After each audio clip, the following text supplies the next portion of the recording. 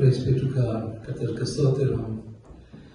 தேவனுடைய வார்த்தை ரோமன்ஸ் 10வது அதிகாரம் 4வது வசனம் சொல்கிறது, விசுவாசிக்கிற எவனுக்கும் நீதி உண்டாகும்படியாக கிறிஸ்து நியாயப்பிரமாணத்தின் முடிவாய் இருக்கிறார் என்று சொல்லப்படுகிறது. அடுத்த வசனம் சொல்வது, மோசே நியாயப்பிரமாணத்தை காக்கும் நீதியை குறித்து இவைகளை செய்கிற மனுஷன் இவைகளால் பிழைப்பான் என்று எழுதியிருக்கிறது என்று சொல்லப்படுகிறது. அப்போ மோசே நியாயப்பிரமாணம் என்று பார்த்தீங்கன்னா அது it's a holy and also it's from God.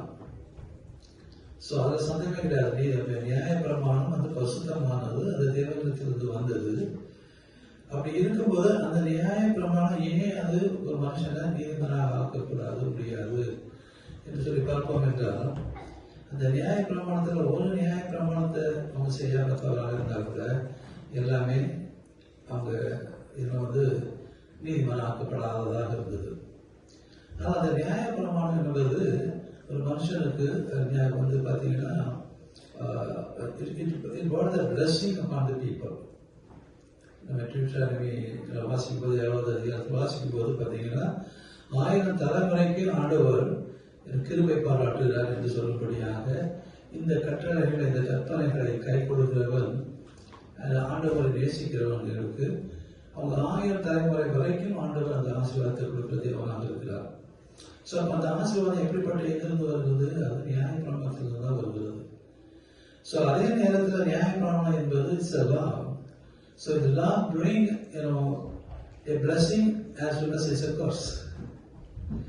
நியாயப்பிரமாணம் வராத வரைக்கும் பாவம் இருந்தது, ஆனால் அந்த பாவம் வெளிப்படவில்லை.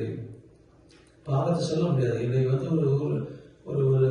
இங்க ஒரு சட்டம் வச்சிருக்காங்கன்னு வச்சுக்காங்க, அந்த சட்டத்துக்கு கீழே தான் தண்டிக்க முடியுமே ஒழிய சட்டம் இல்லைன்னா தண்டிக்க முடியாது.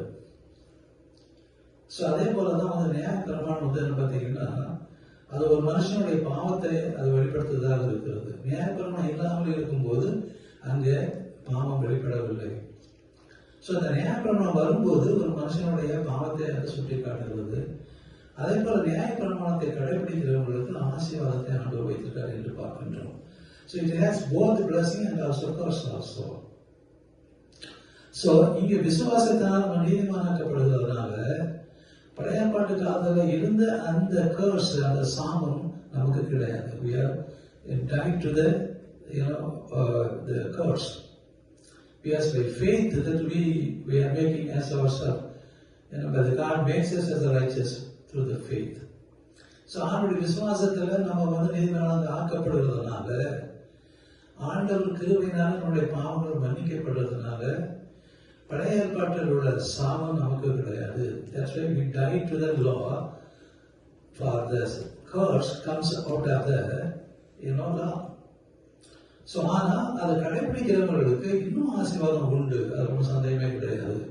ஏன்னா இது தேவனுடைய வார்த்தை, that is a holy and அது பரிசுத்தமானது, அது நீதியானது. அதை கடைபிடிக்கும் போது நமக்கு அந்த ஆசீர்வாதத்தை ஆண்டவர் கொடுக்கிற தேவனாக இருக்கின்றதை நம்ம பார்க்கின்றோம்.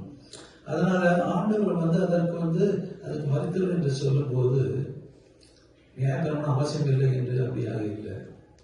அப்படி வார்த்தை சொல்றது, நியாயப்பிரமாணம் இல்லைன்னா எது நீதி, எது அநியாயம், எது நல்லது என்று நமக்கு தெரியாது.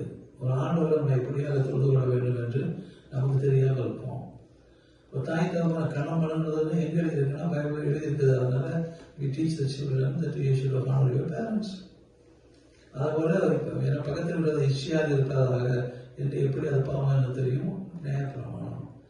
நியாயப்பிரமாணம் இருக்குது. ஆண்டவர் அந்த நியாயப்பிரமாணத்தை நிறைவேற்றும்படியாக தான் நம்முடைய பார்த்தீங்கன்னா விசுவாசத்தின் மூலமாக நாம் அதை நிறைவேற்றத்தக்கதாக ஆண்டவர் நீதி உண்டாகும்படி நியாயப்பிரமாணத்திற்கு முடிவானார் என்று சொல்வதை பார்க்கின்றோம். மற்றபடி ஆண்டவருடைய வார்த்தை அது ஜீவன் உள்ள வார்த்தை. ஓல்ட் டெஸ்டமென்ட் இருக்கணும், நியூ டெஸ்டமென்ட் இருக்கணும், everything is from God.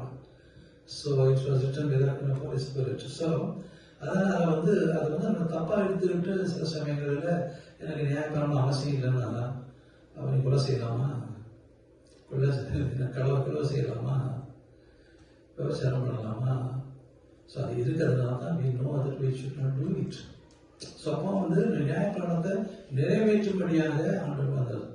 அவர் சொல்றாரு ஐசேக்களுக்கு, நான் வந்து இந்த உலகத்துல நியாயப்பிரமாணத்தையும் தீர்க்கதரிசனங்களையும் நிறைவேற்ற வந்ததை அறிக்க வரலாகிறார். So still there. இப்போ நீங்க ஓல்டு டெஸ்ட்மென்ட்ல இருக்கிறதுனால நம்ம நிறைய கம்பேர் பண்ண முடியுது, அந்த வார்த்தைகளை தெரிந்து கொள்ள முடியுது. நம்ம ஒவ்வொரு வார்த்தையும் பார்க்கும்போது ஏன் இந்த எப்படியாவது பழைய ஏற்பாட்டு காலத்துல தீர்க்கதரிசி மூலமாக கொடுக்கப்பட்ட எல்லாமே புதிய ஏற்பாட்டு காலத்தில் நிறைவேறுவதை நம்ம பார்க்கின்றோம். ஸோ இதெல்லாம் நம்ம எப்படி தெரியும் கம்பேரிஷன் பண்ண முடியாது. ஸோ அப்படியாக ஆண்டவர் இயேசு கிறிஸ்து பிறப்பதற்கு முன்பாகவே 4000 வருஷத்துக்கு முன்பாகவே the law was given. So அது மூலமாக வந்து நம்ம we understand what God desired from us. ஆண்டவர் சொல்ல நன்மை எது என்று நான் சொல்லியிருக்கிறேன். மைக்கால சொல்லப்படுது, நன்மை எது என்று சொல்லியிருக்கேன் அப்படின்னா சொல்றாரு, do justice, love mercy and submit to my will of God. இதை தவிர நான் உங்கள்கிட்ட எதை கேட்கிறேன், இதுதான் நான் கேட்கிறேன்னு சொல்லிட்டு மைக்கால இருக்கிறது பண்றோம்.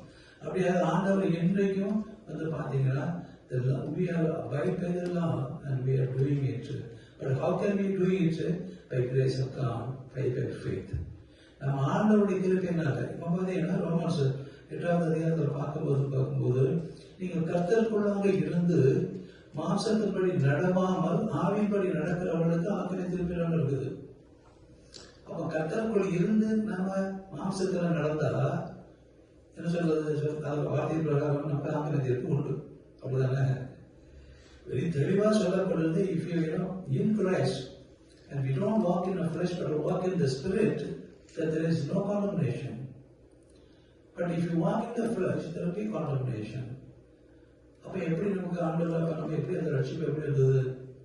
So because of this forgiveness by his precious blood, நம்ம மாம்சத்தின்படி நடந்தாலும் மாம்சத்தின்படி நம்ம காரியங்களை செய்தாலும் நம்ம வந்து பாவத்தை செய்தாலும் நம்ம பாவம் செய்யணும்னு சொல்ல முடியாது, நம்மகிட்ட பாவம் இல்லைன்னு சொல்ல முடியாது. அப்படி இருக்கும்போது என்பது ஆண்டவர் கிருபையினால has given us the remission of sin. பாவம் மன்னிப்பு இருக்கிறதுனால நம்ம அந்த சாபத்துக்குள்ள வர மாட்டோம், ஆத்மீய திருப்பி இல்லை. இல்லை நம்மவே சொல்லலாமா, நான் இயேசு வந்துட்டேன், பரிசுத்தாவை பெற்றுக்கொண்டேன், நான் பரிசுத்தமான நம்ம சொல்ல முடியுமா? சொல்ல முடியாது. நீதிமான்னு சொல்ல முடியுமா? சொல்ல முடியாது. ஏன்னா பாவம் மனுஷனுக்குள்ள இருக்கலாம். ஸோ வாசிக்கும் போது பார்த்தீங்கன்னா அந்த பாவ மனுஷன் என்ன செய்யறான் அப்படின்னா, நமக்கு இது தப்பான காரியம் நம்ம செய்யக்கூடாதுன்னா கூட அவன் செய்ய வைக்கிறான். அதான் சொல்றது, நான் இது வேண்டாம் நான் செய்யக்கூடாதுன்னு நினைக்கிறேன், அந்த பாவ மனுஷன் என்ன பண்றான், அதை செய்ய வைக்கிறான். Still the sinful man is in us. That's why we cannot no one say that we don't have a sin. No one can say that we are holy. அப்ப சொல்லும்போது பார்த்தீங்கன்னா வந்து இந்த ஒன்று சொல்லப்படுது, உள்ளத்தில் பாவம் இல்லை என்று ஒரு சொன்னா அவன் தன்னைத்தானே வஞ்சிக்கிறான். அப்ப நம்ம அப்படி சொல்ல முடியாது. அதனால சொல்லப்படுது, ஒரு மனுஷனும் பரிசுத்தமான இல்லை என்று சொல்றதுக்கு காரணம் என்ன அப்படின்னா, எல்லா மனுஷனுடையும் பாவம் என்ன இருக்குது, அந்த பாவ மனுஷன் இருக்கலாம். சோ ஆனா அது இல்லாம நம்ம மாம்சத்தில் இருக்கிறோம். மாம்சம் சிந்தை வந்து மரணத்துக்கு உள்ளது. மாம்ச சிந்தை மரணம். அதனாலதான் பாத்தீங்கன்னா அந்த மாம்ச சிந்தனைகள் ஆண்டவருக்கு விரோதமானவைகள், உலக காரியங்கள் ஆண்டவருக்கு விரோதமான காரியங்கள் சொல்லப்படுது. சோ அதனால அந்த மாம்ச சிந்தை மரணமா இருக்கிறது அப்படின்னால அந்த நம்ம தேவனுடைய சிந்தையை ஆண்டவர் இயேசு கிறிஸ்துவின் சிந்தையோடு செயல்படும் போது we overcome.